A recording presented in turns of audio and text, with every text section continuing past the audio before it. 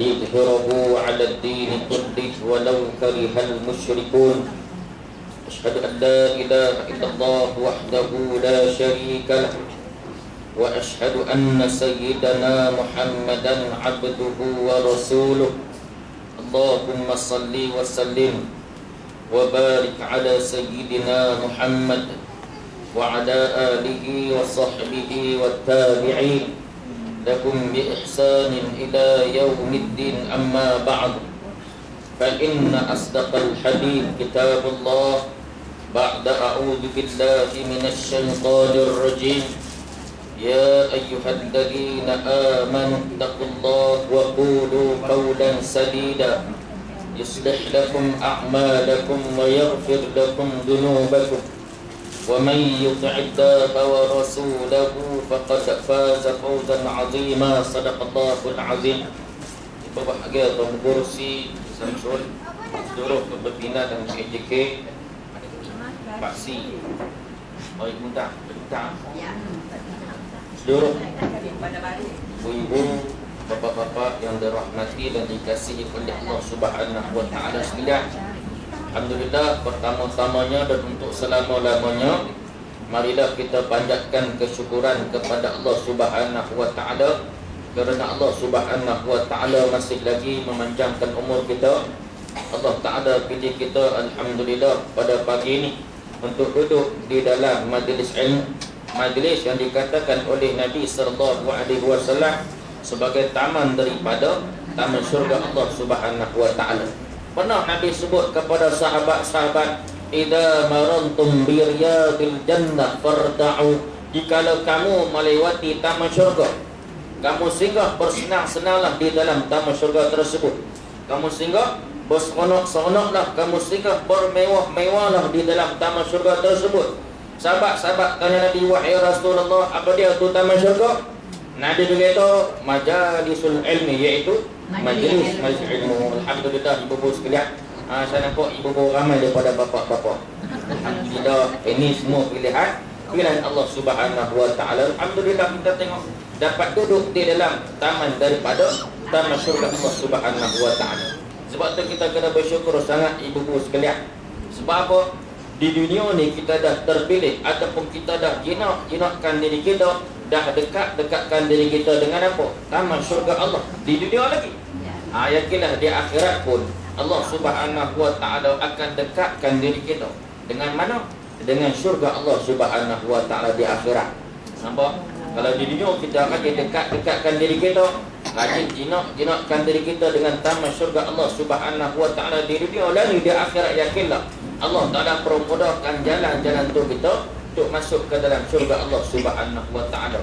Seperti mana hadis Nabi sallallahu alaihi wasallam, Nabi sebut apa? "Man salaka tariqan yaltamisu fihi ilma, sahalallahu lahu bihi tariqan ilal jannah." Barang siapa Nabi sebut yang mengorakkan langkah kaki dia dalam keadaan yaltamisu fihi ilma, untuk mencari ilmu, untuk tuntut ilmu dalam keadaan mencari redha Allah Subhanahu wa taala, sahalallahu lahu bihi tariqan ilal jannah. Allah Taala permudahkan jalan-jalan untuk dia masuk ke dalam syurga Allah Subhanahu wa taala. Itu banyak muslimat sedang kelebihan duduk dalam majlis ilmu, cukup banyak.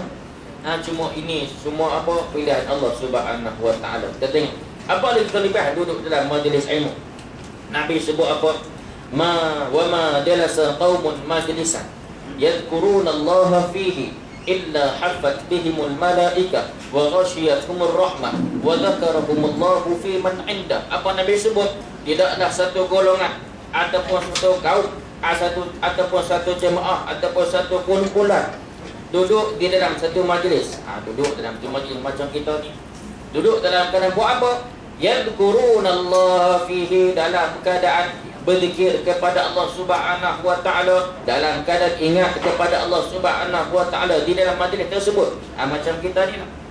Duduk mengaji ni pun dikira ingat kepada Allah, zikir kepada Allah Subhanahu wa taala. Apa Nabi sebut? Illa hafat bihimul malaika. Malaikat apa? Malaikat dikelilingi dengan mereka itu. Malaikat dinaungi mereka itu dengan apa? Dengan malaikat Allah Subhanahu wa taala. Yakinlah ibu-ibu sekalian, bapa-bapa sekalian, waktu ni ada malaikat-malaikat. Malaikat-malaikat berbondong-bondong, bertindih-tindih sampai ke mana? Sampai ke arsy Allah Subhanahu wa taala. Nampak kelebihan duduk dalam majlis. Bukan takat tu saja, bukan takat ada malaikat. Malaikat ni banyak, muslimat sekalian punya banyak malaikat. Ada malaikat yang apa? Yang dikatakan para ulama sebut banyaknya malaikat ni adalah sebanyak butiran pasir di muka bumi. Banyak tak pasir? Banyak, cukup pasir di muka bumi. Itu dikatakan perkiraan malaikat-malaikat Allah. Ada yang disebut, ada mengatakan bahawa tidak kosong walaupun senyekal.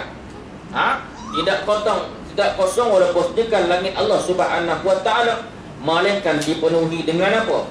Dipenuhi dengan malaikat Allah Subhanahu wa taala. Banyak sungguh malaikat ibu-ibu sekalian, bapa-bapa sekalian. Tapi kita perlu tahu apa? 10 malaikat dengan tugas-tugas dia. Itu pun kadang-kadang kita lupa. Bukan lupa, tapi tak ingat. Bukan tak ingat, tapi tak pernah hafal. Ini malang ibu-ibu sekalian. Tak ingat, bukan tak ingat, tapi lupa. Bukan lupa, tapi tak hafal. Sama, 2 kali 5 kali 10. Kenapa? Malaikat hanya 10. Kita perlu tahu, kita ibu-ibu sekalian, dengan tugas-tugas. Itu pun kadang-kadang orang tanya kita.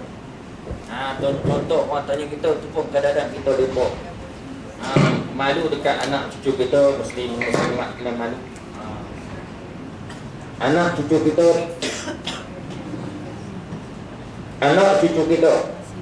mengaji mana? Mengaji pasti, mengaji kemah, mengaji sekolah agama. Alhamdulillah, mengaji tarikat Islam mana-mana. Depa ni mengaji ibu sekalian, bapa-bapa sekalian. Depa ni ustazah ajak didik kat depa. Dah ajak nama-nama malaikat. Dengan tugas-tugas malaikat depa dah hafal dah lebih pada kita. Kena satu hari tu depa ustazah bagi kerja sekolah. Cikgu bagi kerja sekolah kat depa. Cikgu bagi nama malaikat. Di sini tempat kosong dia tinggal. Balik ni anak-anak murid tolong isi tempat kosong nama tu ataupun kerja malaikat cikgu bagi. Dia balik tanya kita, contoh kita dia mengaji paksi, mesti alimnya. Dia balik tanya, dia kata tak tahu tulis, tanya tok, tanya tok wan. Tak tahu tanya mak, tanya ayah. Sebab dia tahu ayah mak ni tok tu nak pergi ngaji di paksi sana, paksi sini. Tadi kita dah pergi sampai Kubang Semang sana. Rajin Ustaz Bakar Jumaat Kubang Semang juga. Kata pergi ibu sekalian. Dia tanya, yang tu tanya tok wan, tok dia cek nak tanya ni. Tugas malaikat Jibril alaihissalam buat kerja apa? Ataupun sana tanya si ayah, cek nak tanya sikit tugas malaikat Jibril buat apa? Ayah kamu terima tak dapat jawapan. Ayah pada tak dapat jawapan. Lah ayah kata hang tulislah apa pun. Esok habis sekolah cukup raiknya. Tak apa hang tulis kerja malaikat Jibril alaihissalam kerja bank. Nampak? Ada tak malaikat kerja bank? Tak ada. Tapi ayah ni punya tak tahu punya kerja malaikat Jibril alaihissalam. Tanya malaikat Mikail alaihissalam tak tahu. Tanya malaikat apa lagi? Malaikat Israfil pun tak tahu kerja malaikat Israfil. Lah nama lah kali duduk bawah. Ni ayah last sekali. Malaikat Israel alaihi salam buat kerja apa ayah? Ni ayah beritahu. Ni ayah tahu. Tulis lah tu. Tulis kemah-kemah. Kerja malaikat Israel alaihi salam. Jawab elok lah. Kerja dia cabut nyawa. Betul dia tu. Betul itu pun satu betul ada semua salah. Nampak? Itu pun sebab ayah ni pernah hafal satu lagu. Bila Israel datang memanggil jasad terbujur di pembaringan.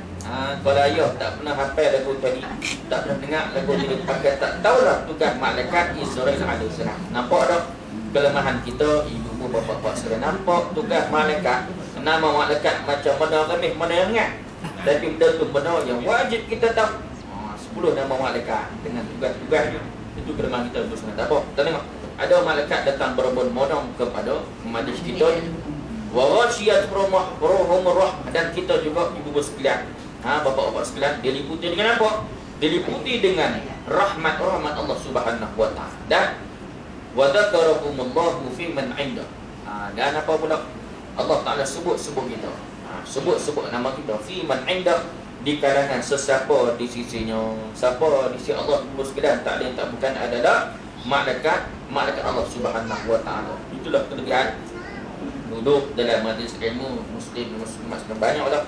Kalau kita nak sebut tentang kelebihan, memang tak cukup 2 jam, memang tak cukup lagi. Tak apa, pagi ni saya cuma ganti ustaz siapa tadi? Jalan. Saya pun kemari Ustaz Anur telefon kata kita ganti. Siapa tak tahu pagi ni nak bawa kitab hadis 40, siapa tak ada nak prepare, tak apa, kita mengaji hadis juga pagi ni. Kita mengaji hadis tentang 7 golongan. 7 golongan yang berada di bawah naungan Allah Subhanahu wa Ta'ala. Kita tengok hadis tersebut. Hadis juga, tapi hadis Asy-Syaikhaini, hadis Bukhari Muslim, cerita tentang 7 golongan yang berada di bawah naungan Allah Subhanahu wa Ta'ala. Di mana? Di pada masa yauma la yanfa'u malun wala banun, yauma la yanfa'u malun wala banun illa man atallaha biqalbin salim. Hari yang mana tidak ada manfaat harta dan anak pinak, malun wala banun illa man atallaha biqalbin salim, malaikat datang kepada Allah dalam keadaan apa? Hati yang tenang, sejahtera. Tengok Nabi sebut apa? 7 golongan yang berada di bawah naungan Allah Subhanahu wa Ta'ala. Nabi sebut sab'atun. Hadis an Abi Hurairah radhiyallahu anhu an Nabi sallallahu alaihi wasallam qala sab'atun yudhilluhumullahu fi dhillihi yawma la dhilla illa dhilluh. Sebut 7 golongan tersebut muslimat sekalian. Yang pertama apa? Nabi sebut 7 golongan. 7 golongan yang berada di bawah naungan Allah Subhanahu wa Ta'ala yauma la dhilla illa dhilluh, yang mana dia hari tersebut tiada naungan, tiada perlindungan melainkan naungan ataupun perlindungan Allah Subhanahu wa Ta'ala saja. Siapa dia akan dapat naungan tersebut? InsyaAllah kita semua. Yang pertama apa? Yang pertama imamun adil. Yang pertama imam ataupun pemerintah ataupun pemimpin yang adil. Kita dulu sebut. Yang kedua, wasyabun nasya'a fi ibadati rabbih. Yang kedua, golongan yang membesar dalam keadaan beribadah kepada Tuhannya, iaitu kepada Allah Subhanahu wa Ta'ala. Yang ketiga, warajulun qalbuhu mu'allaqun fil masajid. Golongan yang mana hatinya sentiasa terpaut ataupun terhubung dengan rumah-rumah Allah Subhanahu wa Ta'ala. Yang keempat, warajulani tahaban fillahi istama'a alaihi wa tafarraqa alaihi. 2 orang yang berkasih sayang semata-mata kerana Allah. Istama'a alaihi, bertemu dan berpisah semata-mata kerana Allah Subhanahu wa Ta'ala. Yang kelima, warajulun da'athu imra'atun dhatu mansibin wa jamalin faqala inni akhafullah. Golongan macam mana?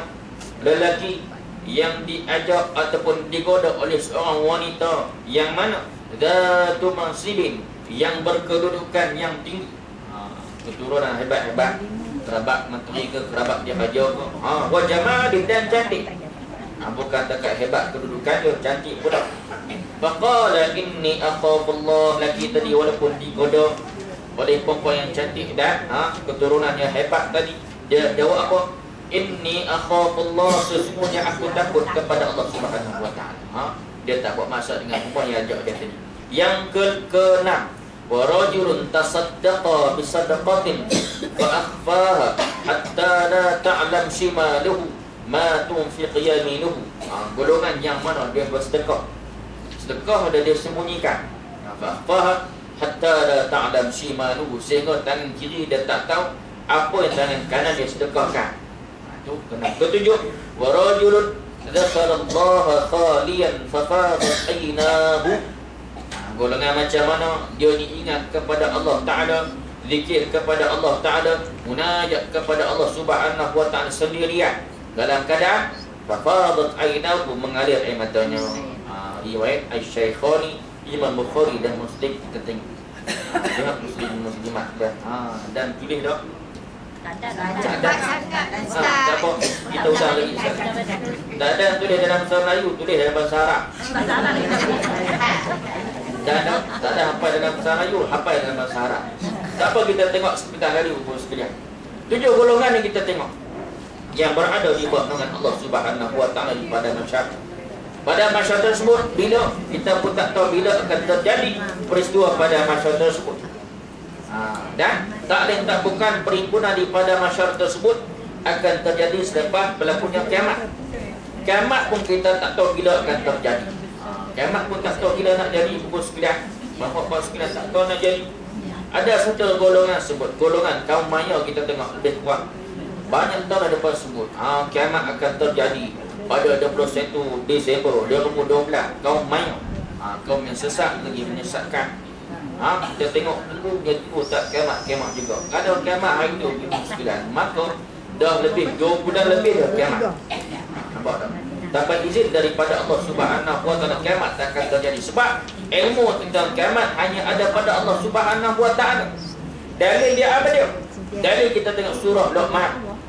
Surah Luqman ayat 34 Allah Taala sebut, "Innallaha 'indahu 'ilmus sa'ati wa yunazzilul ghaitha wa ya'lamu ma fil arham wa ma tadri nafsun madza taksibu ghadan wa ma tadri nafsun bi ayyi ardin tamut innallaha 'alimun khabir." Surah Luqman ayat 34. Tengok. Dalam ayat tersebut muslimin muslimat sedang cerita tentang apa? Cerita tentang 5 kunci keghaiban. 5 kunci ghaib. Yang mana 5 kunci ghaib ni hanya ada pada Allah Subhanahu wa taala, tak ada kepada para malaikat, tak ada kepada para nabi, tak ada kepada para rasul, tambah kita kepada manusia. Cukup tak tahu 5 kunci keghaiban. Apa pertama apa? Innallaha, sesungguhnya Allah Subhanahu wa taala, indahu, di sisinya sahaja, ilmus sa'ati, ilmu tentang pengetahuan hari kiamat. Tentang hari kiamat siapa pun tak tahu melainkan Allah Subhanahu wa taala saja Maha mengetahui. Pertama tentang ilmu pengetahuan hari kiamat, Allah Taala saja Maha mengetahui. Dalil dia. Yang kedua, apa dia? Wa yunazzilul ghaitha, dan dia adalah Allah Subhanahu wa taala yang menurunkan hujan. Ilmu tentang turunkan hujan pun hanya Allah Taala saja yang Maha mengetahui. Tak ada kepada malaikat, tak ada kepada nabi, tak ada kepada rasul, tak ada kepada manusia. Yang kita tengok dalam TV, dengar dalam radio, baca surat ramalan kaji cuaca. Besok dikatakan hujan di daerah tertentu. Tengok tak hujan sampai ke petang. Ramalan kaji cuaca yang tidak semestinya tepat. Sebab wa yunazzilul ghaitha, dan dialah yakni Allah Subhanahu wa taala yang menurunkan hujan. Nampak yang kedua. Yang ketiga, wa ya'lamu ma fil arham, dan adalah yakni Allah Subhanahu wa taala yang Maha mengetahui apa-apa yang ada dalam rahim. Rahim siapa dia? Rahim si ibu-ibu, rahim si wanita-wanita, rahim si muslimat. Itu hanya Allah Taala saja Maha mengetahui. Yang ada dalam rahim si ibu tu, laki ke perempuan, Allah Taala tahu. Bila si ibu tu hamil mengandung. Ya Allah Subhanahu wa taala tahu dalam rahim si ibu tu syaqiyun aw sa'id, gemirakah dia ataupun celakakah dia, hanya Allah Subhanahu wa taala Maha mengetahui. Yang nak keluar pada rahim si ibu tu, laki ke perempuan, Allah Taala Maha mengetahui. Yang nak keluar dari rahim si ibu tu, nak jadi apa lepas ni? Nak jadi PM ke? Nak jadi ahli parlimen ke? Nak jadi ulama ke? Nak jadi siapa-siapa ke? Hanya Allah Taala saja Maha mengetahui. Wa ya'lamu ma fil arham, dan dialah yang Allah Subhanahu wa taala yang Maha mengetahui apa-apa yang ada dalam rahim. Ketiga, keempat pula, wa ma tadri nafsum madza taksibu ghadan. Apa dia? Tak ada seorang pun dapat mengetahui apa yang akan diusahakan besok hari. Makna dia tak ada siapa pun tahu apa nak jadi dekat dia besok hari. Kita merancang, Allah Taala yang Maha menentukan. Nampak? Itu keempat. Kelima, wa ma tadri nafsun bi ayyi ardin tamut innallaha alimun khabir. Tak ada seorang pun dapat mengetahui di bumi mana dia akan mati. Nampak? 5 kunci keghaiban muslimin muslimat sekalian. Hanya Allah Ta'ala saja Maha mengetahui tentang kematian. Kita tak tahu bila nak mati, di mana kita nak mati, bagaimana kita nak mati, itu kita tak tahu. Hanya ada pada Allah Subhanahu wa Ta'ala tengok. Wa ma tadri nafsun bi ayyi ardin tamut. Tak ada seorang pun dapat mengetahui di bumi mana dia akan mati. Kita beranak di mana? Beranak di badak baru contohnya. Beranak di badak baru, kita bagi wasiat ke anak cucu kita. Ni cucu, anak, kalau mak meninggal tak lagi, pak meninggal tak lagi, tolonglah bumi ayah, mak ke di masjid berdekatan dalam rumah kita. Tengok tak mati dekat badak baru muslimah sekalian. Mati di mana? Mati di baling tu. Baling. Yang ke tak boleh kita sebut contoh nama. Mati di baling, mati di baling. Jauh ke di Bali, nampak? Beranak di mana? Beranak di Bandar Baru, di Makkah, di Madinah. Ya Allah, doa ke Kaabah, ya Allah, ya Tuhanku, matikanlah diriku, ya Allah, di Makkah, ya Allah, di Madinah pula. Ya Allah, Tuhanku, matikan aku, ya Allah, di Madinah, dekat dengan makam kekasihmu baginda Nabi sallallahu alaihi wasallam. Tak mati kat Makkah, tak mati di Madinah, mati di mana? Mati juga di Bandar Baru, paling utang. Nampak? Itu nak matikan. Beranak di mana, lahir kat mana? Lahir jauh tu. Lahir di mana contoh? Beranak di Mongolia. Jauh tak Mongolia? Tak ada Mongolia kat mana? Jauh, langkah Thailand, langkah Komodo, langkah jumpa Mongolia. Jauh kat sana. Tiba-tiba mati di mana? Puncak alam, kena bom C4. Apa? Tak tahu nak mati kat mana. Siapa-siapa saja. Apa lagi? Nampak kita ni kerja kat mana? Lari kat mana? Mati kat mana kita tak tahu. Tengok sahabat kita nombor 9. Sahabat dia Nuh, yang lebih kurang 3 bulan lepas atau 2 bulan lepas, lari daripada Nuh, Penang, tengah jalan. Dia lari pada polis muslimat sudah lari 9 orang. Lari 9 orang. Tiba-tiba bawa lari van tu sampai ke Tasik Pulau. 2 orang tak lari, duduk dalam van 25 minit, 7 orang lari. Tiba-tiba tak lama 2 orang kena tembak. Mati 2 orang. Di mana? Di Padang Ibu, belakang rumah saya. Tadi polisi kata saya daripada Kelantan. Bukan dia Kelantan, Kampung Pelet. Tak ada orang Kelantan, tak ada. Kelantan daripada Kampung Pelet, Padang Ibu sana. Almarhum, Bukit Macam Almarhum Joe Mafia. Joe Mafia mungkin bus ingat lagi. Almarhum Joe Mafia lari daripada penjara sekalian. Tiba-tiba tak tahu nak mati kat mana. Mati di Padang Ibu, belakang rumah saya. Kena tembak belakang rumah saya. Rumah saya belakang tu depan, depan tu 300 meter. Dekat tu lah almarhum kena tembak. Moga-moga Allah Subhanahu wa Ta'ala ampuni dosa-dosa beliau. Kebetulan lepas minggu lepas tu, saya ada kuliah di satu tempat di Bukit Mentajak. Kuliah maghrib. Lepas maghrib, lepas kuliah ada sahabat beritahu, jemaah masjid beritahu, Ustaz, ini Joe Mafia kena simpan belakang masjid kita bila. Saya tak tahu. Saya sebut nama Joe Mafia dalam kuliah. Mujuk tu beradik tak ada dalam kuliah tersebut. Joe Mafia bila. Kalau ada mungkin masalah, kalau mereka tak faham, mereka akan sekat kita, marah kita. Kita bukan cerita yang tak elok. Kita cerita pada elok, cerita pasal kematian. Nampak? Kat mana kita hidup, tak tahu nak mati kat mana. Cerita pasal tadi lah, tak tahu. Kemana tadri nafsun bi ayyi ardin tamut, innallaha alimun khabir. Sesungguhnya Allah Subhanahu wa Ta'ala Maha mengetahui, dan lagi Maha mengenal. Surah Al-Rahman ayat 34. Apa kita teruskan hadis tadi, muslimat 770 tentang kiamat ni. Bila tadi kiamat, Nabi beritahu tak boleh tak bukan selepas Allah Subhanahu wa Ta'ala tugaskan malaikat Israfil alaihissalam buat apa? Tiup sangkakala. Ada seorang sahabat tanya Nabi, wahai Rasulullah, apa dia tu sangkakala?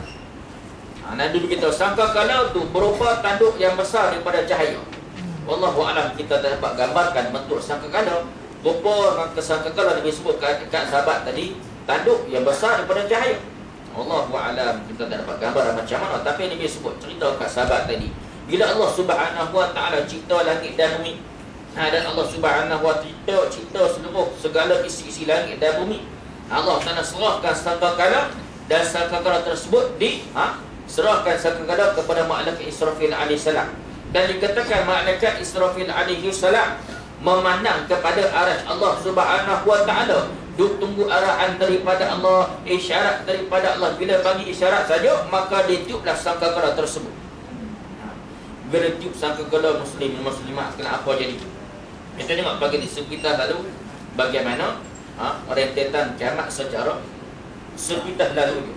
Kalau kita tengok secara terperinci dia, secara detail dia memang masa dia panjang, sebab memang ada secara detail, secara terperinci rentetan kiamat tersebut. Pagi ni kita nak tengok macam mana rentetan kiamat tersebut secara sekitar lalu.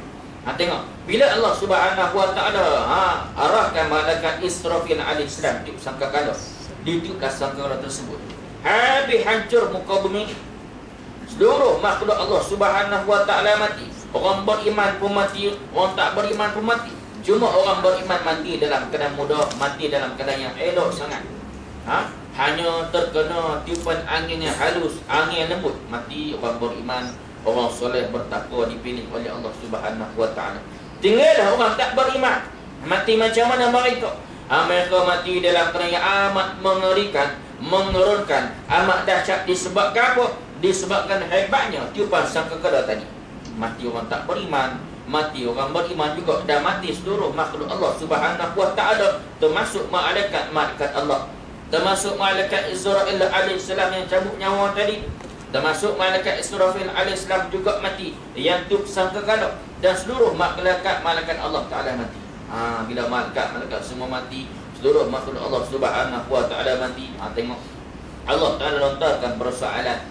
Allah Taala tanya kepada seluruh makhluk dia, siapakah yang paling berkuasa hari ini? Siapakah yang paling hebat hari ini? Siapakah yang paling mulia hari ini? Siapakah yang paling agung hari ini? Allah Taala tanya. Semua makhluk Allah Taala diam, tak mampu nak jawab persoalan daripada Allah Subhanahu Wa Taala tadi. Akhirnya Allah Taala jawab dengan keperkasaannya, dengan kemuliaannya. Hari ini akulah yang punya kerajaan. Hari ini akulah yang paling berkuasa. Hari ini akulah yang paling agung. Hari ini akulah yang paling hebat. Allah Hayyun la yamut. Allah Ta'ala itu yang maha hidup dan tidak mati selama-lamanya. Habis lagu tu apa jadi muslim muslimat selepas 40 tahun. Bukan 40 tahun dunia, 40 tahun akhirat. Makna sehari akhirat 1000 tahun dunia. Bayangkan tengok 40 tahun akhirat. Allahu Akbar punya panjangnya perjalanan di akhirat tersebut. Lepas 40 tahun, malaikat Israfil alaihi salam dihidupkan kembali untuk diberi tugasan kedua, tiup sangkakala kedua. Bila dia tiup sangkakala kedua, muslimin muslimat sekalian, apa jadi? Seluruh makhluk Allah Subhanahu Wa Taala bangun kembali. Manusia bangun daripada tempat persemadian mereka. Bangunlah manusia daripada tempat mereka dikuburkan. Bangunlah mereka daripada tempat mereka dikuburkan. Bangun dalam keadaan telanjang bulat, hanya memikirkan perihal masing-masing, urusan masing-masing. Waktu tu dah tak cari orang tersayang. Mak ayah dah tak cari anak-anak tersayang. Anak-anak dah tak cari mak ayah tersayang. Si isteri dah tak cari kepada suami mereka. Suami dah tak cari kepada isteri mereka. Semua dah tak hiraukan orang tersayang. Sebab waktu tu hanya fikir perihal masing-masing. Apa pula nasib aku lepas ni? Apa pula nak jadi lepas ni? Apa pula nak jadi lepas ni? Dia fikir macam tu. Muslimah kita dah tak fikir orang tersayang. Kita sangat kita sayang. Nampak? Waktu tu hanya fikir perihal masing-masing. Dan waktu tu apa jadi? Waktu tu kita dihimpunkan. Manusia dihimpunkan di satu lapangan yang putih. Itulah yang dikatakan padang mahsyar. Padang mahsyar kita kata lapangan yang putih, medan yang putih amat luas. Itulah dikatakan padang mahsyar. Waktu tu ada apa muslim muslimat? Ada api yang berterbangan. Api berterbangan ni buat apa? Api berterbangan dalam keadaan bunyinya lebih kuat daripada guru. Guru kita dengar pun tak tahan muslim muslimat ini. Api yang berterbangan lebih kuat pada guru. Duk buat apa? Duk halau kita. Duk iring-iring kita nak buat pergi ke mana? Nak menghimpunkan kita di satu tempat yang ditetapkan oleh Allah Subhanahu Wa Taala. Untuk apa? Dia sah. Tengok dihimpun, dihalau. Waktu itulah manusia bergerak bergantung dengan amalan. Ada yang banyak amalan. Bergerak dengan apa? Ada yang bergerak dengan tunggangan mereka. Ada yang sepatah kilat bergerak mereka. Sebab apa? Banyak amalan. Ada yang kurang amalan. Bergerak mereka, ada yang berlari, ada yang berjalan, ada yang mengesot, ada yang merangkak. Yang banyak dosa kepada Allah Subhanahu wa ta'ala bergerak macam mana? Bergeraklah mereka dengan menggunakan muka mereka sendiri. Na'udzubillah, kita tengok. Berjalan, bergerak dengan muka. Sebab apa? Banyak dosa kepada Allah Subhanahu wa ta'ala. Waktu tu apa jadi lagi? Tengok. Waktu tu muslimat sekalian, Allah Subhanahu wa ta'ala hilangkan cahaya matahari, hilangkan cahaya bulan, gelap gulita. Manusia ni dah kelam kabut, dah huru-hara dalam keadaan terdengar apa? Bunyi yang amat dahsyat tadi, bunyi apa? Api yang berterbangan duk iri manusia, duk hada manusia. Tiba-tiba matahari dihilangkan cahaya, bulan dihilangkan cahaya, gelap gulita. Jadi bertambah kelam kabut. Waktu tu apa jadi? Muslimat sekalian, terjadi satu peristiwa amat dahsyat. Terbelahnya langit dalam keadaan banyak pintu je. Waktu tu turunlah malaikat Allah Subhanahu wa ta'ala daripada pintu terbelah tadi, pintu langit terbelah tadi. Turunlah malaikat, kita dapat lihat dia rupa asal mereka. Makin terkejutlah manusia, makin hura-haralah manusia sebab dah dapat tengok malaikat dan rupa asal mereka. Sebab muslimat sekalian, dikatakan pandangan kita ni dah tak sama macam pandang kita kat dunia. Kalau kat dunia kita tak dapat tengok benda-benda gaib, tak dapat tengok malaikat, tak dapat tengok apa, tak dapat tengok benda-benda gaib, tak dapat tengok syurga neraka. Tapi di akhirat, dikatakan pandangan kita dah ditukar dan nampak segala apa kita tak nampak. Dah dapat tengok malaikat dan rupa asal mereka. Nampak? Waktu tu manusia kena kabut sebab turunnya malaikat Allah Subhanahu wa ta'ala dalam keadaan bertasbih memuji kepada Allah Subhanahu wa ta'ala. Dan apa dia lepas tu? Allah Subhanahu wa ta'ala datangkan kembali cahaya matahari, cahaya bulan yang dihilangkan tadi. Datang cahaya matahari pula. Cahaya matahari tersebut dah tak sama macam cahaya matahari kat dunia. Kata ulama muslim dan muslimat sekalian, jikalau cahaya matahari, jikalau matahari yang terbit di padang mahsyar tersebut terbit di dunia hari ini, apa jadi? Akan hancur leburlah permukaan dunia hari ini. Sebab apa? Panahnya bahang matahari yang terbit daripada mahsyar. Dunia tak mampu nak menahan bahang tersebut sampai hancur, lepuk dunia kadang matahari tersebut timbul kat dunia hari ini. Allahu Akbar, punya panas muslimat. Waktu tu lah kita dapat rasakan macam mana manusia merasakan matahari seolah-olah berada sejengkal atas kepala. Berpeluh-peluhlah manusia, berkeringatlah manusia bergantung dengan amalan mereka. Yang banyak dosa kepada Allah Subhanahu wa ta'ala bergantung dengan amalan. Ada yang berpeluh sampai ke tumit-tumit mereka, ada yang berpeluh sampai ke tahap betih-betih sendiri, ada yang berpeluh sampai ke tahap paha-paha sendiri, ada yang berpeluh sampai ke dada, ada yang berpeluh sampai ke hidung, ada yang tenggelam timbul dalam peluh-peluh sendiri. Malah ada yang kelemasan dalam peluh-peluh sendiri. Disebabkan mana? Disebabkan banyaknya dosa kepada Allah Subhanahu wa ta'ala. Waktu itulah ada naungan Allah. Waktu itulah ada naungan Allah Subhanahu wa ta'ala dan syafaat daripada Nabi sallallahu alaihi wasallam. Apa dah syafaat Nabi? Tak boleh terlupakan. Ada Telaga Al-Kautsar. Telaga Al-Kautsar muslimat kan luah dia kata Nabi. Luah Telaga Al-Kautsar kata Nabi sallallahu alaihi wasallam seluas sebulan perjalanan di akhirat. Luah muslimat cukup luah. Sebulan perjalanan di akhirat, makna sehari akhirat serba dunia. Sebulan kita jalan di akhirat tanpa henti. Itulah luah apa? Luah Telaga Al-Kautsar. Luah kita nampak. Tapi adakah kita terpilih untuk dekat dengan Telaga Al-Kautsar? Ataupun kita terpilih untuk dapat minum di Telaga Al-Kautsar? Nampak? Dan di situ juga ada naungan Allah Subhanahu wa ta'ala. Ini kita nak sebut sab'atun ni, 7 golongan yang berada di bawah naungan Allah Subhanahu wa ta'ala. Yauma la dhilla illa dhillu, yang mana hari tersebut tak ada naungan melainkan naungan Allah Subhanahu wa ta'ala. Tengok, kita tengok pertama balik tadi. Yang pertama apa? Imamun adil.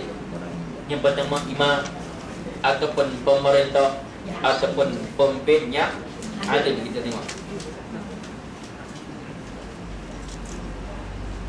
imam ataupun pemerintah ataupun pemimpin adil. Kita tengok muslimat sekalian. Islam ni punya cantik. Islam punya indah, Islam punya mulia, Islam punya apa? Punya sempurnanya tak ada kepada agama lain. Islam ajak kita pada sekecil-kecil benda sampai sebesar-besar perkara. Pada sekecil-kecil benda sampai sebesar-besar perkara Islam ajak kita. Tak ada kepada agama lain. Nampak? Punya sempurna Islam tersebut. Nampak? Kita sebut bab kepimpinan muslim dan muslimat. Sebab kita sebut imamun ali, tentang imam ataupun pemerintah ataupun pimpinan ali. Kita tengok. Pertama kita tengok macam mana Islam ajak kepimpinan dalam keluarga. Dalam keluarga kita tengok macam mana Islam ajak. Macam mana nak cari imam ataupun pemimpin ataupun khalifah dalam keluarga, kena cari yang selayaknya. Sebab imam ataupun kepala keluarga bukan takat boleh bagi apa nafkah zahir batin kepada isteri ataupun nafkah kepada anak isteri dia. Bukan takat dia boleh bagi makan yang cukup, pakaian cukup, tempat tinggal yang selesa sebagainya. Dia juga sebagai kepala keluarga, dia kena bagi apa? Dia kena bagi tarbiyah kepada anak isteri dia agar jadi anak isteri yang benar-benar beriman dan bertakwa kepada Allah Subhanahu wa taala. Dia kena jadi isteri agar jadi isteri yang soleh. Dia kena jadi anak dia yang lelaki agar jadi anak yang soleh. Anak perempuan kena anak perempuan yang solehah. Itu tugas seorang pemimpin imam dalam keluarga. Islam dah ajak dah muslimah sempurna Islam, sempurnanya Islam tersebut, indahnya Islam tersebut. Dalam kepimpinan dalam keluarga dah ajak kepada kita kena cari yang selayaknya. Tak apa kita tengok kepimpinan dalam sembahyang pula. Pun Islam ajak kepada kita. Nampak? Nabi sebut apa kalau nak cari imam. Nak cari imam dalam sembahyang, makna imam duduk depan, makmum kat belakang. Nampak? Imam ni makna di depan, makna kepada ataupun khalifah ataupun pemimpin dalam sembahyang. Nampak? Nak cari imam dalam sembahyang pun Nabi ajak kepada kita, Islam ajak kepada kita semua. Nabi sebut dalam tuah hadis tu, Nabi sebut muslim dan muslimat sekalian, ada Nabi sebut nak cari imam kena tengok 4 ciri. Dia ada hadis sebut ada 4 ciri yang lebih banyak dalam kitab-kitab kita tengok. Yang pertama Nabi suruh tengok apa? Nabi suruh tengok kefasihan Al-Quran dia macam mana. Bagus ke tak bagus? Nampak? Nampak? Tak apa? Tiba-tiba muslim dan muslimat sekalian ada imam, 2 orang imam. Dia ada 2 orang imam sama-sama hebat. Dalam Al-Quran dia sama-sama sedap, taranum dia sama-sama banyak hafal, sama-sama hebat lah dalam bidang Al-Quran. Guru Quran pula. Tak apa? Tengok yang mana lebih layak. Tengok kedua pula. Tengok Nabi sebut apa? Tengok yang mana satu lebih faham sunnah, ataupun yang mana satu lebih faqih, ataupun lebih faham hukum hakam. Yang mana satu lebih faqih ataupun lebih faham hukum hakam agama. Tengok yang mana satu. Tengok muslim muslimat kan dua-dua sama hebat. Tadi sama-sama hebat dalam Al-Quran, dua sama-sama hebat dalam kepada bidang hukum hakam, sama-sama hebat. Dua-dua orang ustaz. Tak apa. Tengok ketiga pula, ciri ketiga. Yang mana satu lebih dulu hijrah ke tempat tersebut, ataupun hijrah ke qaryah tersebut, taman ke apa ke, yang mana dulu lebih hijrah ke qaryah tersebut. Tengok muslim muslimat kan dua-dua imam sama-sama pindah. Lori naik pindah. Satu lori bawa angkut barang contohlah, sama-sama pindah ke kampung tersebut. Nak pilih macam mana pula? Tengok keempat. Tengok keempat. Yang mana satu lebih berusia. Tiba-tiba kita tengok sama-sama tua, sama-sama muda. Nak tengok macam mana? Ada dalam kitab-kitab. Itu kena cari kitab-kitab ada muslim muslimat. Ada. Nak tunjuk macam mana muslim muslimat, nak tunjuk bahawa Islam tersebut ajak punya elok. Nak cari imam dalam sembahyang. Nampak? Imam dalam sembahyang kita tengok bab imam sembahyang muslim muslimat sekalian. Tak cukup orang tu hanya fasih dalam Al-Quran. Dia kena apa? Dia kena faham hukum makan. Sebab apa? Muslim dan muslimat kena ada imam. Ada imam yang fasih Al-Quran dia, hafal Quran banyak, taranum dia sedap, surah pun sedap, tajwid cukup hebat, guru Al-Quran. Tiba-tiba dia tak faqih. Apa tak faqih ni? Dia kurang faqih, mana kurang faham hukum hakam agama ni. Contoh kita nak tengok dia faqih ke tak faqih. Contoh dia jadi imam sembahyang maghrib. Contoh maghrib dah tak lama, maghrib 7.32 ke sini. InsyaAllah 8.41 pun. Makna maghrib tak banyak. Tiba-tiba si imam ni naik, muslim dan muslimat dah naik jadi imam. Maghrib tak banyak, jadi imam. Lepas Fatihah dia punya surah apa? Bismillahirrahmanirrahim. Yasin wal Qur'anil Hakim, innaka laminal mursalin ala siratin mustaqim. Kita belakang ni hafal surah Yasin dah. Kita dah ingat tu imam saat lagi rokok ayat 10. Tak rokok juga. Kita Kita dah ingat, Tok Imam sekali rokok ayat 20. Tak, rokok juga. Kita dah fikir, Yasin 83 ayat. Ayat 40 dah rokok. Tak, rokok juga 29. Dia rokok ayat 83. Nampak? Guna banyak.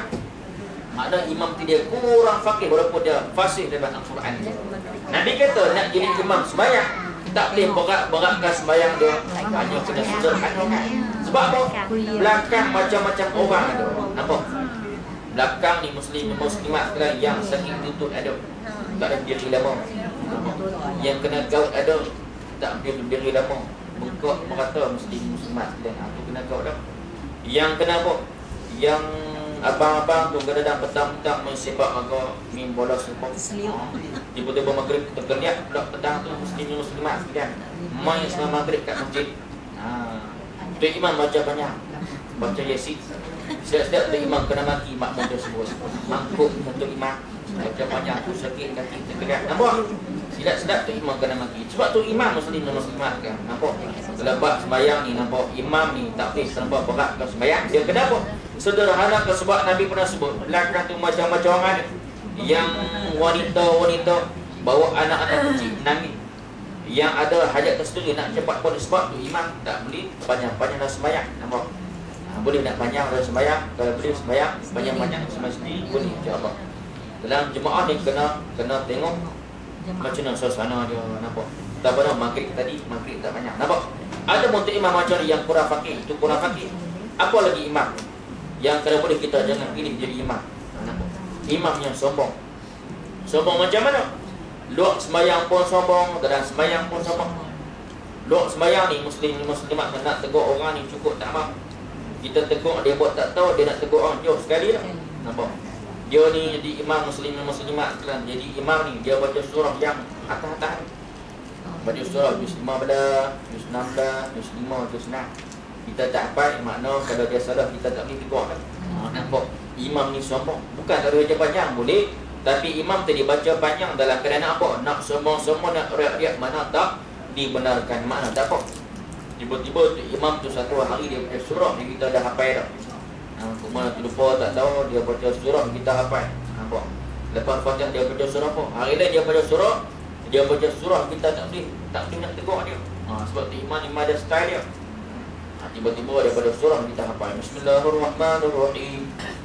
Qul ya ayyuhal kafirun la a'budu ma ta'budun wa la antum 'abiduna ma a'bud wa la ana 'abidun ma 'abadtum ولا أنتم عابدون ما أعبد ولا أنا عابد ما عبدتم. Kita pun dah tahu dah. Kita dah hafal kuliah Al-Kafir kita tahu dah belakang. Ini memang salah ni. Kita pun makmum tengok lakum dinukum waliyadi. Tengok elok muslimat tu imam sombong ni tak mau terima teguran makmum. Dia pedangan juga pada anak pada tak lupa lakum dinukum waliyadi. Sebab makmum tadi punya bagi tegur tu imam muslimat dalam sembahyang, tapi disebabkan tu imam sombong tadi dalam sembahyang pun tak mau terima teguran yang betul. Nampak? Imam tegur ni kalau boleh kita jangan pergi dalam sembahyang. Nampak? Apa lagi tu imam sombong? Ada tu imam sombong muslimat dia sekat habis kuliah nyebut kat masjid, nyebut kat surau. Ada juga. Syekh itu kena kuliah tazkirah dan khutbah Jumaat di Kelang, Selangor. Kita jemput kat sana muslimat kan. AJK masjid semua dah jemput dah. Setuju dah kita untuk bagi tazkirah dan khutbah Jumaat. Tiba-tiba sampai di sana tu imam pengurusi masjid, merangkap pengurusi masjid, dia jemput saya. Ustaz, tak boleh khutbah hari ni. Dia sekat tak boleh bagi khutbah. Sebab khutbah hari ni kena pakai teks. Kena ikut tajuk khutbah yang ditetapkan. Diberi nampak. Kita tak boleh khutbah. Dia kata ustaz tak boleh khutbah. Tazkirah tak apa. Kalau boleh tazkirah pun dia tak mau bagi muslimat sekalian. Nampak? Itu imam yang sombong. Ada tak semua tak imam lagi tu? Ada. Dia guna kuasa imam dia sebagai imam. Dia sekat habis kuliah yang tak ngam dengan dia. Nampak ustaz ni tak ngam dengan dia. Ustaz ni jangan main dah pula depan. Dia berhenti buat. Ustaz ni tak ngam dengan dia, tak sama kadar dia tengok. Berhenti buat dengan panggil dia main kuliah dah. Tu imam sombong. Nampak? Cik imam juga kalau boleh kita jangan pilih. Nampak? Kena pilih imam, kena pilih selain sebab tu imam ni nak bawa kita munajat kepada Allah Subhanahu wa taala. Tu imam nak bawa kita nak mohon hajat kita kepada Allah Subhanahu wa taala. Nak cari imam apa? Kena cari imam yang selayaknya. Itu dalam sembahyang muslim muslimat dan kepimpinan dalam sembahyang. Tengok pula kepimpinan dalam apa? Dalam tempat kita, dalam negeri kita, dalam negara kita lagi dah kena pilih imam ataupun pemimpin yang selayaknya. Sebab apa muslim muslimat dan imam ataupun pemimpin dalam negeri, dalam negara kita, bukan takat kita nak tengok pemimpin tersebut, pemimpin yang boleh bagi kita macam-macam. Boleh bagi kita macam, kita kena tengok pemimpin tersebut juga pemimpin yang tidak zalimi rakyat dia, yang tidak tindas rakyat dia, yang tidak tipu rakyat dia, yang tidak zalimi rakyat. Itu pemimpin kita nak cari. Bukan takat pemimpin yang boleh bagi kita macam-macam. Mereka bagi kita boleh ambil, tak ada masalah. Nampak? Tapi kena tengok juga pemimpin yang adil, yang mana tidak zalimi rakyat, tidak tindas rakyat, tidak mengenai rakyat itu sendiri. Sebab apa muslim dan muslimat sebenarnya? Kalau dah pemimpin tersebut pemimpin yang beriman, dia bukan takat kena tengok rakyat dia, kena perhatikan kepada rakyat dia, boleh bagi macam-macam kepada rakyat dia. Dia tidak apa, tidak zalimi rakyat dia, tidak aniaya rakyat dia, tidak tindas rakyat dia. Dia juga kena tarbiyah rakyat dia tadi agar jadi rakyat yang beriman dan bertakwa kepada Allah Subhanahu wa taala. Itu tugas pemimpin cukup berat muslim dan muslimat. Sebab tu nak pilih pemimpin, kena pilih yang selayaknya. Nampak? Ya. Pemimpin yang adil macam mana? Dia kena tarbiyah rakyat dia tadi agar dia rakyat yang beriman kepada Allah. Bila rakyat beriman dan bertakwa kepada Allah Subhanahu wa taala, apa jadi? Allah Taala sebut, walau anna ahlal qura amanu wattaqau lafatahna alaihim barakatin minas samai wal ard walakin kadzabu fa'akhadnahum bima kanu yaksibun. Apa dia Allah Taala sebut? Dan sekiranya penduduk kampung tersebut ataupun penduduk negeri ataupun penduduk negara tersebut amanu, pertama syarat dia beriman. Beriman, syarat beriman. Yang kedua apa? Wattaqau, bertakwa kepada Allah Subhanahu wa taala. Makna dia rakyat kena beriman, rakyat kena bertakwa kepada Allah Subhanahu wa taala, barulah Allah Taala akan bagi. Bagi apa? La fatahna alaihim barakatin minas samai wal ard. Allah Ta'ala akan buka keberkatan yang banyak daripada langit dan bumi. Nampak? Bila rakyat apa? Bila rakyat syarat dia kena beriman dan bertakwa kepada Allah Subhanahu wa taala, baru Allah Ta'ala akan bagi. La fatahna alaihim barakat. Pasti kami akan buka keberkatan daripada langit dan bumi. Bila ada keberkatan daripada langit dan bumi, di situ ada apa? Di situlah ada keamanan, di situlah ada kesejahteraan, di situlah ada kemakmuran, di situlah ada apa? Rezeki yang limpah ruah kepada negara tersebut, kepada negeri tersebut. Barulah ada ekonomi yang hebat di negeri dan negara tersebut. Disebabkan apa? Disebabkan rakyat tadi yang beriman dan bertakwa kepada Allah Subhanahu wa taala. Walakin kadzabu, tetapi mereka engkar. Kedua kita tengok semua ayat tadi. Walakin kadzabu fa akhadnahum bima kanu yaksibun. Tetapi mereka engkar terhadap apa? Engkar terhadap ayat-ayat Allah Subhanahu wa taala. Engkar terhadap suruhan-suruhan baginda Nabi sallallahu alaihi wasallam. Engkar terhadap suruhan-surah ulama. Yang ulama Nabi sebut apa? Al-ulama'u warasatul anbiya. Ulama adalah pewaris Nabi. Engkar. Fa akhadnahum bima kanu yaksibun. Nescaya kami akan siksa mereka, kami akan azab mereka bima kanu yaksibun, di atas apa yang mereka kerjakan, iaitu kederhakaan tadi. Nampak? Nak dapat rezeki limpah ruah, nak di negara yang hebat, kenapa? Beriman dan bertakwa kepada Allah Subhanahu wa taala. Surah Al-A'raf ayat 96. Balik tengok pula. Balik tengok surah Al-A'raf ayat 96. Nampak? Itu dalam kepimpinan dalam tempat kita, negara kita, kena cari imam adil, imam yang adil, bukan kata-kata bagi macam-macam. Dan ingat, dan juga tidak zalimi rakyat, tidak tindas rakyat, dan tidak aniaya rakyat, tidak tipu rakyat sendiri. Nampak? Yang pertama. Yang kedua, wasyabun nasha'a fi ibadati rabbih. Yang kedua, golongan kedua, ia berada di bawah naungan Allah Subhanahu wa taala. Wasyabun, Nabi sebutkan sini wasyabun, makna golongan pemuda secara khusus dia. Secara umumnya wasyabun, golongan yang membesar dalam keadaan beribadah kepada Tuhannya, iaitu kepada Allah Subhanahu wa taala. Muslimat sekalian, ibadah ni cukup luas. Ibadah cukup luas. Konsep ibadah cukup luas. Apa dia? Main mengaji ni pun dikira ibadah. Mana dikira ibadah. Pergi kerja, mak pakcik-pakcik, abang-abang pergi kerja, cari nafkah yang ada itu anak sini di rumah, juga dikira ibadah, dapat pahala daripada Allah Subhanahu wa taala. Mengajar pun dikira ibadah, dapat pahala. Mengaji pun dikira ibadah, dapat pahala. Berjuang di jalan Allah Subhanahu wa taala pun dikira ibadah, dapat pahala daripada Allah Subhanahu wa taala. Nampak sahabat-sahabat kita berjuang di mana? Di Palestin pun dikira ibadah, dapat pahala daripada Allah Subhanahu